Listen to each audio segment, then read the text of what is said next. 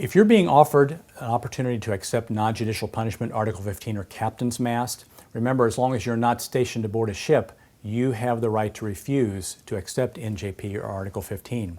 The question is whether or not you want to do that. Well, please consult with an attorney first before you make that decision. There's no automatic right answer to that question. The best way to decide whether you should accept Article 15, NJP, captain's mast, whatever you want to call it, whether you should accept that offer is to first consult with an attorney so that you can lay out the facts. He or she can consider your case and then give you advice that is in your best interest, not in the best interest of the command that wants you to take something that they are offering you for their interest. It's not an easy question to answer. It's not always the best decision to accept it, and it's not always the best decision to reject it. It depends on the facts and circumstances of your case. There is no one right answer to that question. Often you'll hear threats where they tell you if you don't take it now, then you're just not going to get it, or it's off the table. And the first thing you have to wonder is why? Why is it not out on the table anymore?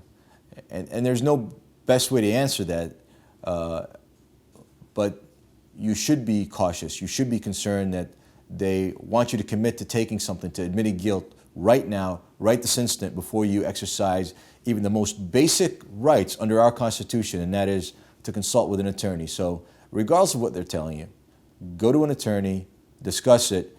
If NJP is the way to go, more likely than not, that attorney is going to be able to get it back for you or negotiate it for you. Some attorneys might say it's better to take Article 15 than to risk a court-martial, but it depends on the facts and circumstances of your case. If you have a case where they don't have sufficient evidence to prove your guilt, they may want you to accept NJP because that's the only way they can get a finding of guilty against you.